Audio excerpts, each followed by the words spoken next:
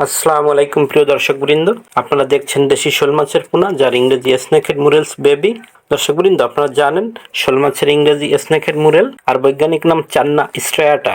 প্রাপ্তবয়স্ক দুইটি শোল মাছ তথা একটি পুরুষ ও একটি স্ত্রী শোল মাছ মিলে প্রাকৃতিক প্রজনন প্রক্রিয়ায় একঝাঁক যে পোনা জন্ম দেয় তাকে শোল মাছের পোনা বলে।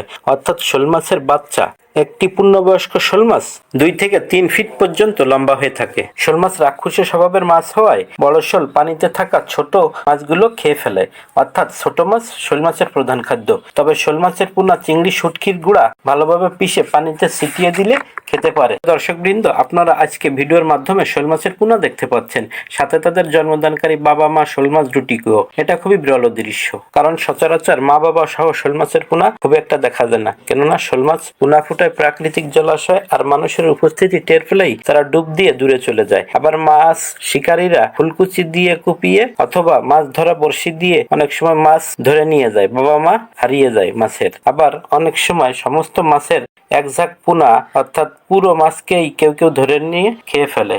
আবার অভিভাবকের অভাবে ঝাঁকের পোনাগুলো ছন্নছাড়া হয়ে হারিয়ে যায় অথবা অন্য কোনো মাছ ধরে খেয়ে ফেলে। মোট কথা, একসাথে শোল মাছ সহ ঝাঁকের পোনা দেখা খুবই ভাগ্যের ব্যাপার। শোল মাছ এখানে প্রাকৃতিক প্রজনন প্রক্রিয়ায় শোল মাছের পোনা ফুটিয়েছে।